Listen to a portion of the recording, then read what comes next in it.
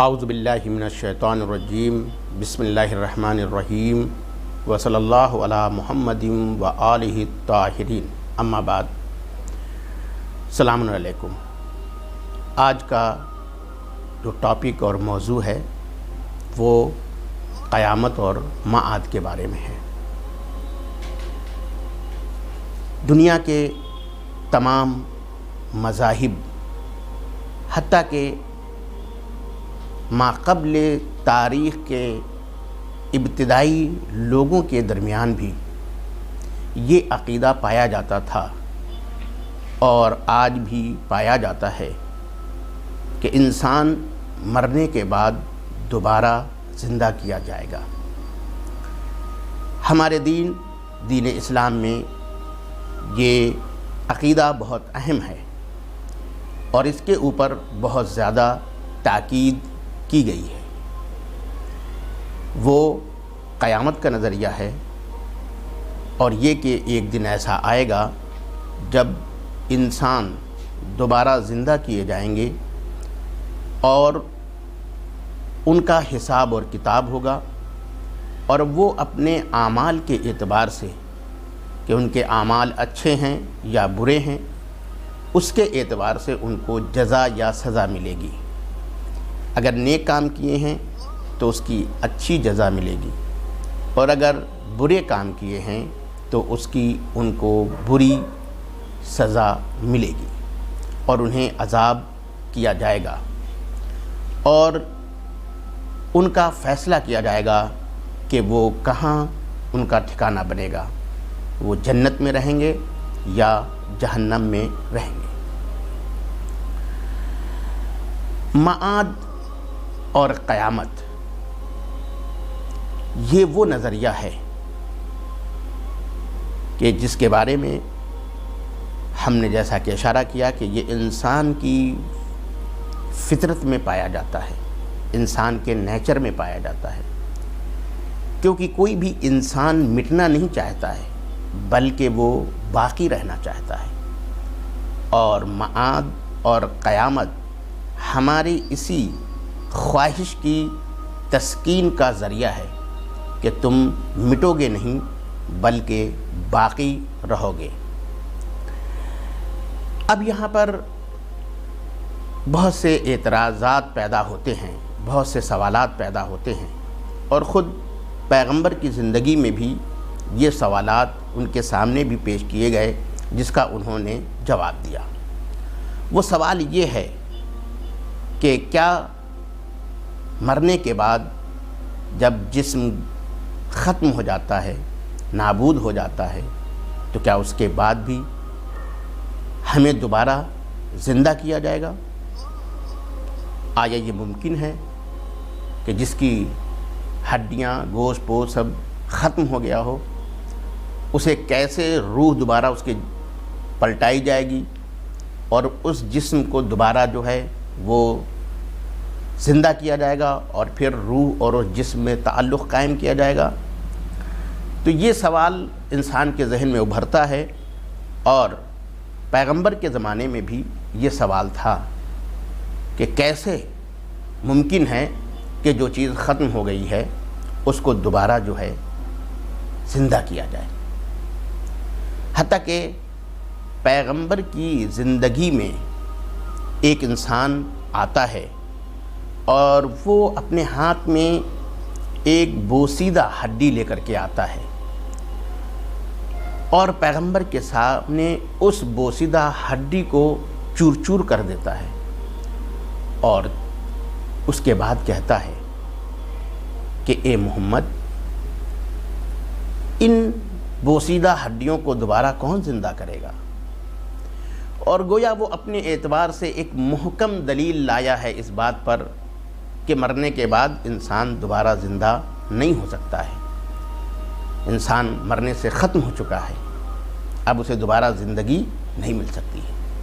قرآن مجید نے بھی اس واقعے کو اپنی آیات میں ذکر کیا ہے، لہذا جب اس نے پیغمبر کے سامنے ایسا سوال پیش کیا تو وحی الہی ہوئی اور اس کو جواب دیا گیا پروردگار نے ارشاد فرمایا اپنے حبیب سے کہ وہ ایسے انسان سے کہہ دے کہ یحیی الذی انشأ اول مرۃ، کہا اس کو وہی خدا دوبارہ زندہ کرے گا جس نے اسے ابتدا میں خلق کیا ہے۔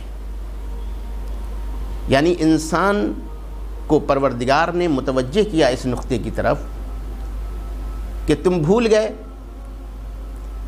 کہ ایک دن تم نہیں تھے اور پروردگار نے تمہیں وجود بخشا، تو جب کچھ نہ تھا تب تو اس نے وجود دے دیا، تو اب تو تم وجود پانے کے بعد زمین کے اندر چلے گئے، وجود پانے کے بعد تمہیں موت دے دی گئی، تو جو خدا ابتدائی طور پر تمہیں خلق کر سکتا ہے وہ کیا تمہیں دوبارہ زندہ نہیں کر سکتا ہے؟ یہ بہت ہی اہم نقطے کی طرف قرآن مجید نے اشارہ کیا ہے۔ انسان اپنی اصل کو جانے، انسان اپنی ابتدا کو جانے۔ جب تم پہلی خلقت کو دیکھ چکے تو اب دوسری خلقت میں تمہیں شک کیسے ہو رہا ہے؟ پہلی خلقت تم اگر دیکھ لو اور اس کو سمجھ لو تو دوبارہ پیدا ہونا یا دوبارہ زندہ ہونا یہ تمہاری سمجھ میں آ جائے گا۔ اسی لیے قرآن مجید کی دوسری آیت میں بھی ارشاد ہوا ہے کما بدأنا اول خلق نعیدہ، جس طرح ہم نے ابتدا میں پیدا کیا ہے اسی طرح ہم دوبارہ پلٹائیں گے۔ تو اس آیت میں بھی اشارہ کیا جا رہا ہے کہ جو ابتدائی طور پر خلق کر سکتا ہے وہ اس کو دوبارہ بھی پلٹا سکتا ہے۔ تو یہ ایک دلیل تھی قیامت کے اوپر اور انسان کو دوبارہ زندہ کیے جانے کے بارے میں کہ اس کو دوبارہ اٹھایا جائے گا۔ ایک اور آیت اور ایک اور دلیل جو قرآن مجید نے قیامت کے بارے میں دی ہے کہ کس طریقے سے دوبارہ زندہ کیا جائے گا، دوبارہ پلٹایا جائے گا، اس نے مثال دی ہے کہ کس طریقے سے زمین مردہ ہونے کے بعد دوبارہ زندہ ہوتی ہے۔ آپ دیکھیے جب خزاں کا موسم آتا ہے تو سب کچھ ختم ہو جاتا ہے۔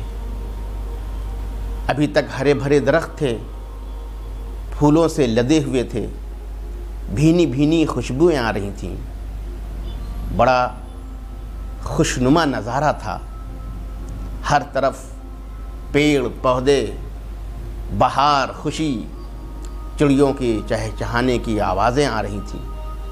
لیکن جیسے ہی خزاں کا موسم آیا دھیرے دھیرے گھاس ختم ہوتی ہوئی نظر آئی، سبزے مٹتے ہوئے نظر آئے، پیڑ تھے سارے پتے سارے پھول ختم ہو گئے، اب ایک بے جان سا درخت نظر آتا ہے، جو سبزے اگے ہوئے تھے وہ سوکھ کر کے ختم ہو گئے۔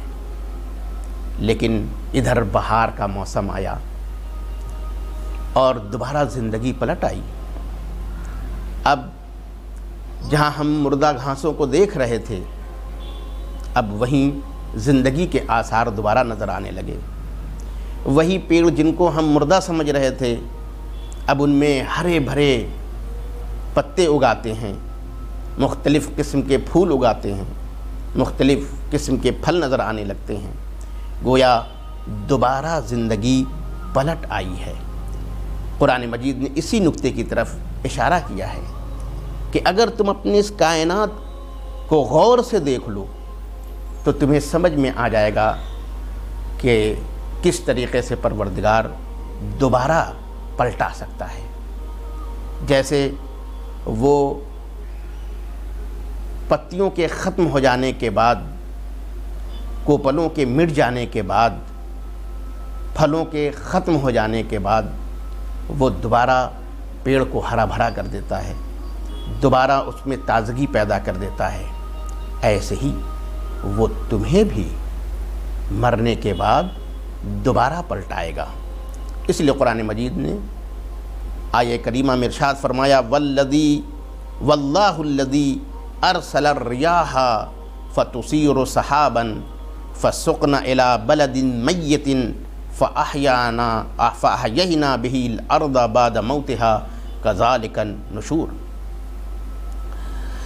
خدا تو وہ ہے کہ جس نے ہواؤں کی موجوں کو حکم دیا کہ وہ بادلوں کو حرکت میں لائیں اور مردہ زمینوں کی طرف ان بادلوں کو لے جائیں اور ان کے ذریعے مردہ زمینوں کو دوبارہ زندہ کریں۔ دوبارہ زندگی بھی اسی طرح ہے۔ دیکھیے کتنے اچھے انداز میں قرآن مجید نے دوبارہ زندگی اور مرنے کے بعد دوبارہ پلٹنے کے تذکرے کو بڑے حسین پیرائے میں ہمارے لیے بیان کر دیا ہے کہ جس طریقے سے مردہ زمینیں زندہ ہو جاتی ہیں، اسی طریقے سے ایک دن تمہیں بھی دوبارہ زندہ کیا جائے گا۔ گویا تمہارے لیے تو قیامت بعد میں ہے، لیکن نیچر میں تو ہر دن زندگی کے بعد موت اور موت کے بعد زندگی کا نظارہ پیش کیا جاتا رہا ہے۔ بس چاہیے کہ تم چشم بصیرت رکھو اور چشم بینا سے کام لو، تو تمہیں اسی دنیا میں اور اسی زندگی میں قیامت کے نہ جانے کتنے نمونے نظر آئیں گے، بشرطے کہ تم آیات الہی میں غور کرو، فکر کرو، توجہ دے۔ ایک اور آیت ہے جو قرآن مجید میں بیان کی گئی ہے اور جو قیامت اور انسان کے دوبارہ پلٹنے کے اوپر دلیل بنا کر پیش کی گئی ہے، اور وہ ہے ہرے درخت سے۔ یہی دو درخت آپ دیکھتے ہیں، ہرا بھرا درخت ہے، اور بعد میں ہم انہی درخت کی لکڑیوں کو جلاتے ہیں اور اس سے آگ روشن ہو جاتی ہے۔ قرآن مجید نے دوبارہ مرنے کے بعد پلٹنے کے لیے اس کو بھی ایک مثال کے طور پر پیش کیا ہے کہ جس طریقے سے ہرا بھرا درخت لکڑی بنتا ہے اور بعد میں تم اس کو جلاتے ہو اور اس سے حرارت حاصل کرتے ہو، یہ جیسے لکڑی سے آگ، ویسے ہی تمہاری معاد، ویسے ہی تمہارا معاد۔ اور یہ بہت بڑا مسئلہ ہے جس کی طرف قرآن مجید نے اشارہ کیا ہے۔ پہلے میں آپ کی خدمت میں وہ آیت عرض کرنا چاہتا ہوں کہ جو پروردگار نے ارشاد فرمایا ہے اسی ذیل میں، اور جس کے ذریعے سے اس نے معاد کی طرف اشارہ کیا ہے، دوبارہ زندہ ہونے کی طرف اشارہ کیا ہے۔ کہا الذی جعل لکم من الشجر الاخضر نارا فاذا انتم منہ توقدون۔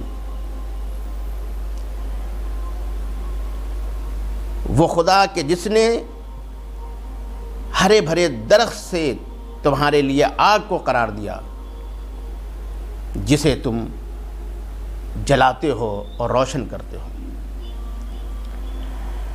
اب یہاں پر ایک بہت اہم نکتہ پوشیدہ ہے، اور سائنس نے اس چیز کو ثابت کیا ہے کہ یہی درخت جو آپ کو ہرا بھرا دکھ رہا ہے، بعد میں ہم اس کو جلاتے ہیں اور اس سے روشنی پیدا ہوتی ہے اور اس سے آگ پیدا ہوتی ہے، اس سے حرارت پیدا ہوتی ہے۔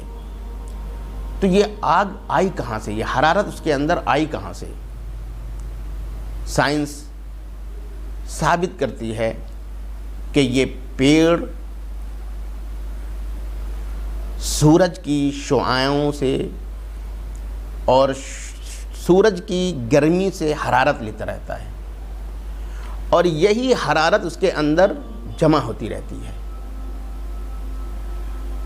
ہم بظاہر دیکھ رہے ہیں کہ جو سورج کی کرنیں اس کے اوپر پڑیں اور جو حرارت اس کے اوپر آئی تو ہم سمجھتے ہیں کہ وہ حرارت ختم ہو گئی، وہ شعاعیں ختم ہو گئیں، جبکہ ایسا نہیں تھا۔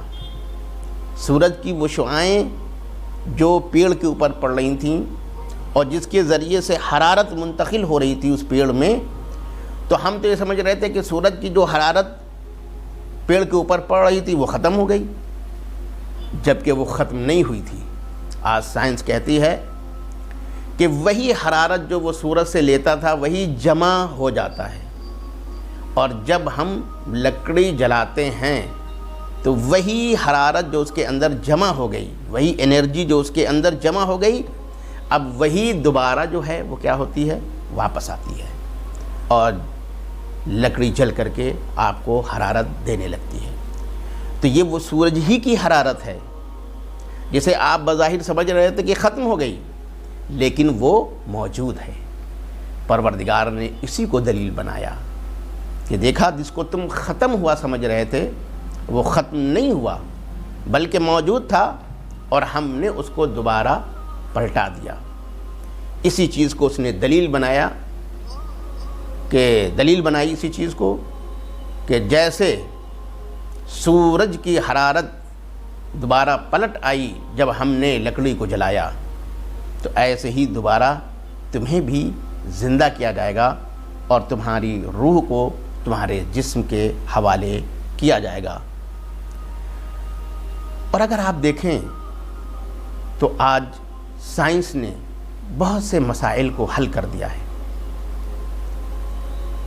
آج بہت سی چیزوں کو دوبارہ ان کی پہلی صورت کی طرف پلٹایا جاتا ہے۔ ریسائیکل، یہ ریسائیکل کا جو عنوان ہے، جو عمل انجام پاتا ہے کہ آپ دیکھیے چیزوں کو جمع کیا جاتا ہے اور اس کے بعد انہی کو دوبارہ ریسائیکل کر کے اور ان کو پہلی صورت میں پلٹا کر کے پھر واپس مارکیٹ میں لے آیا جاتا ہے۔ آپ دیکھیں اللہ کی دی ہوئی عقل اور قدرت کا کرشمہ یہ ہے کہ آج انسان جو ہے ریسائیکل کے ذریعے سے پہلی والی چیز کو پھر دوبارہ اسی چیز کو دوبارہ پیش کر دیتا ہے اور دوبارہ پیش کر کے بتاتا ہے کہ جب اللہ کی دی ہوئی عقل اور قدرت کا یہ کرشمہ ہے تو اللہ کی طاقت کا کیا حال ہوگا، اللہ کی قدرت کا کرشمہ کیا ہوگا۔ جب دنیا میں اس کے نمونے مل جاتے ہیں، اور پھر یوں بھی آج سائنس کے ذریعے سے یہ مسئلہ ہے کہ اصل مادہ ختم نہیں ہوتا ہے، اصل میٹر ختم نہیں ہوتا ہے، بلکہ وہ شکلیں تبدیل کر لیتا ہے، لہذا اس کو یعنی مادے کو پھر اپنی پہلی حالت پر پلٹایا جا سکتا ہے۔ تو پروردگار عالم قادر ہے کہ وہ انسان کے جسم کو دوبارہ زندہ کرے، اور یہی وجہ ہے کہ جناب ابراہیم کے واقعے میں کہ جب انہوں نے دیکھا، ان کے لیے بھی یہی مسئلہ تھا کہ وہ اپنی آنکھوں سے دیکھنا چاہتے تھے کہ پروردگار دوبارہ کیسے جسم کو واپس کرے گا۔ تو پروردگار نے جناب ابراہیم سے کہا کہ پرندوں کو ذبح کرو، مختلف پہاڑوں پہ ان کو ڈال دو، اور جب وہ فنا ہو جائیں تو اس کے بعد تم ان کو آواز دو اور پھر وہ واپس آئیں گے۔ اور اس طریقے سے پروردگار نے جناب ابراہیم کو دکھایا کہ کیسے ایک وجود جو ختم ہو گیا تھا وہ دوبارہ پھر اپنی شکل پر واپس آتا ہے۔ یہ معاد کے مختلف نمونے ہیں جو قرآن مجید نے پیش کیا ہے، اور اس لیے ہم نے کہا کہ آج سائنس بھی اس بات کی تائید کرتی ہے، اور جس قدر سائنس ترقی کرتی جائے گی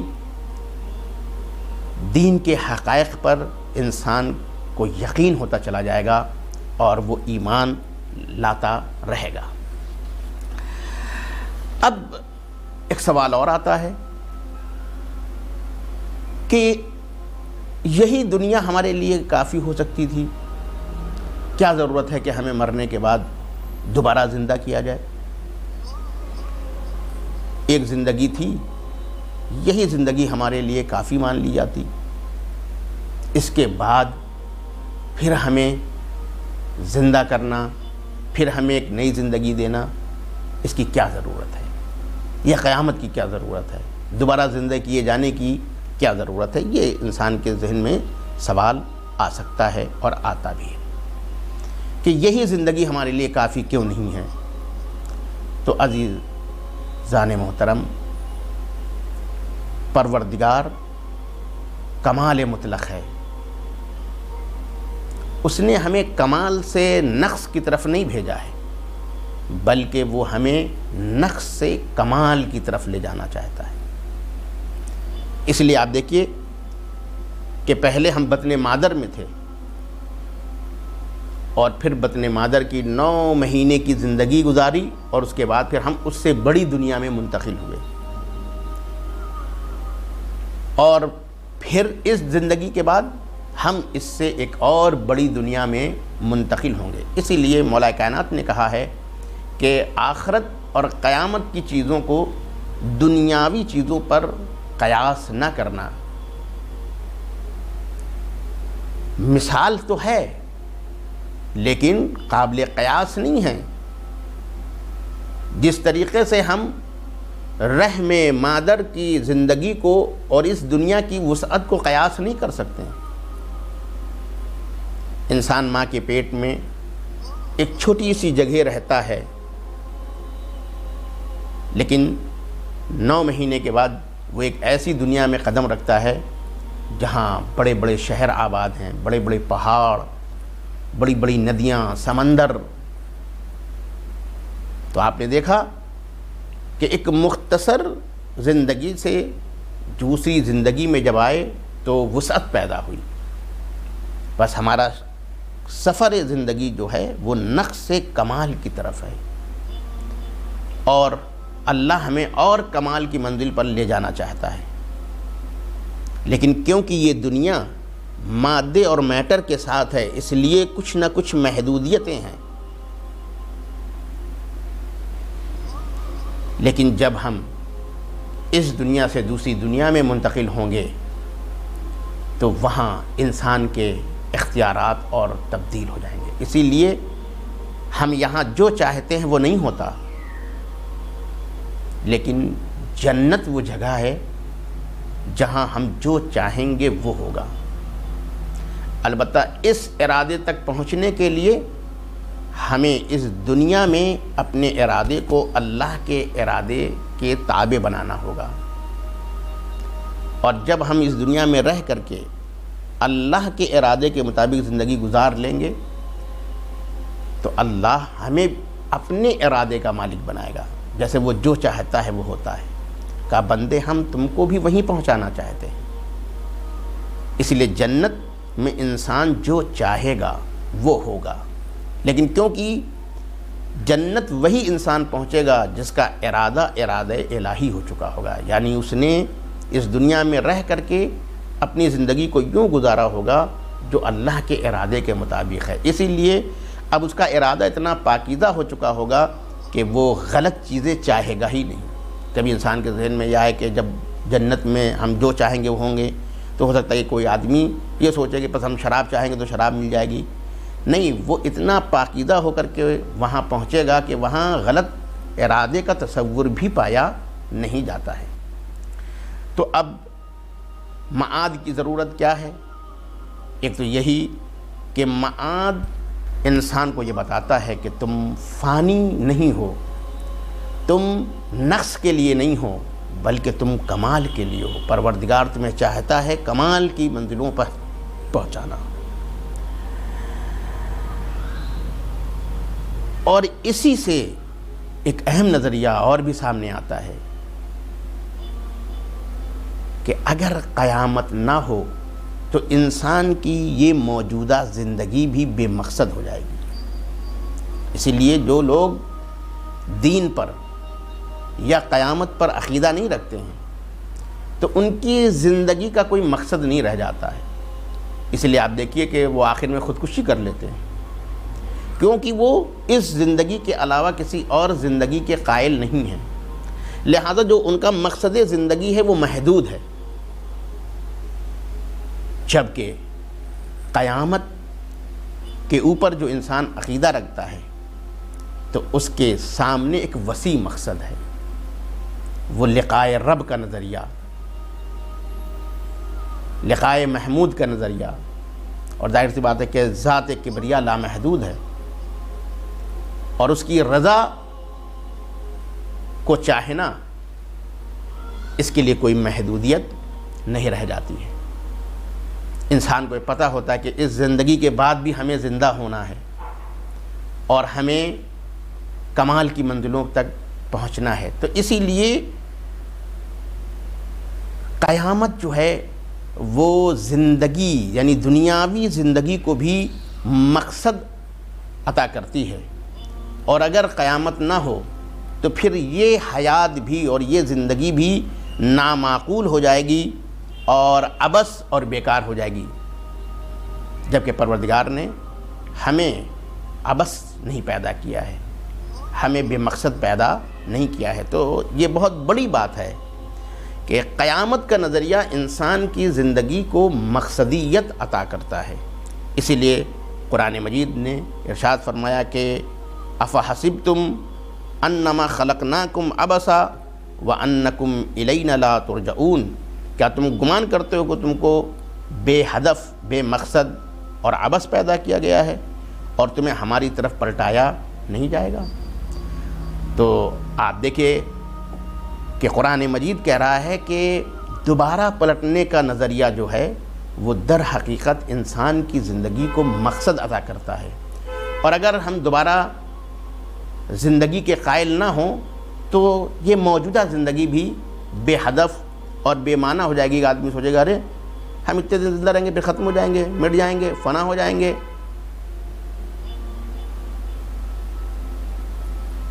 وہ کہے گا ارے ہم صرف اتنے ہی دن زندہ رہیں گے اور اس کے بعد ختم ہو جائیں گے، مٹ جائیں گے، تو اس کے سامنے کیا ہو جائے گا؟ زندگی بے مقصد ہو جائے گی۔ وہ اپنی زندگی کو لغو سمجھنے لگے گا، وہ اپنی زندگی کو بیہودہ سمجھنے لگے گا۔ ایک اور بات ہے جس کے لیے قیامت کا ہونا ضروری ہے۔ اس دنیا میں کچھ لوگ ہوتے ہیں جو زندگی گزارتے ہیں تو اللہ کی رضا کے مطابق مخلوقات کی خدمت میں، نیکیوں میں۔ کچھ لوگ اپنے اختیار سے غلط فائدہ اٹھاتے ہیں اور وہ ظلم کرتے ہیں، ناانصافی کرتے ہیں۔ اس دنیا میں نیک کام کرنے والوں کو ان کے نیک کام کی مکمل جزا نہیں مل سکتی ہے، اسی طریقے سے جنہوں نے ظلم اور زیادتی کیا ہے ان کو بھی مکمل سزا نہیں دی جا سکتی ہے۔ مثلا ایک مثال دے رہے ہیں، ایک انسان نے ہزاروں آدمی کو قتل کر دیا۔ خب اگر اس دنیا میں ہم اسے قصاص بھی کریں تو ہم اس کو ایک مرتبہ مار سکتے ہیں، 1000 مرتبہ تو نہیں مار سکتے۔ اگر ہم دیکھیں تو دنیا میں ایک قتل کا بدلہ لیا جا سکا ہے، ایک قتل کی سزا اس کو دی جا سکی ہے، جبکہ وہ ہزاروں انسان کا قاتل تھا۔ تو ہزاروں انسان، ہم اس کو 1000 مرتبہ تو نہیں مار سکتے ہیں، ہم اس کو اس دنیا میں ایک ہی مرتبہ سزا دے سکتے ہیں۔ اسی لیے اس دنیا میں کسی کو مکمل طور سے سزا نہیں دی جا سکتی ہے، اس لیے مرنے کے بعد ایک ایسی زندگی ہے اور ایک ایسی شرائط کے ساتھ زندگی ہے جہاں انسان کو اس کے تمام کیے کی سزا دی جا سکتی ہے، اور اسی طریقے سے جنہوں نے اچھائیاں کی ہیں ان کو ان کی اچھائیوں کا صلہ دیا جا سکتا ہے۔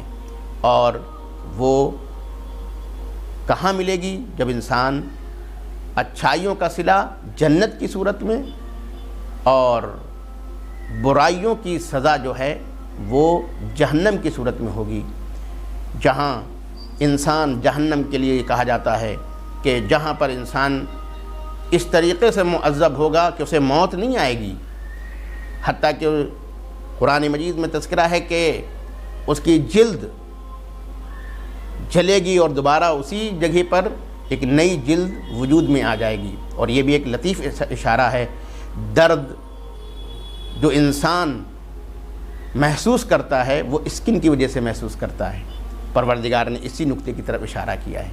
تو آپ نے دیکھا وہاں معذب بھی ہوگا اور اسے موت بھی نہیں آئے گی، اور یہ اس کے کیے کی سزا اس کو ملتی رہے گی۔ تو قیامت کی اس لیے بھی ضرورت ہے تاکہ جو اچھا کام کرنے والے ہیں ان کو ان کی اچھائیوں کا مکمل صلہ مل سکے، اور جنہوں نے برائیاں کی ہیں ان کے برائیوں کی مکمل سزا مل سکے۔ والسلام علیکم ورحمۃ اللہ وبرکاتہ۔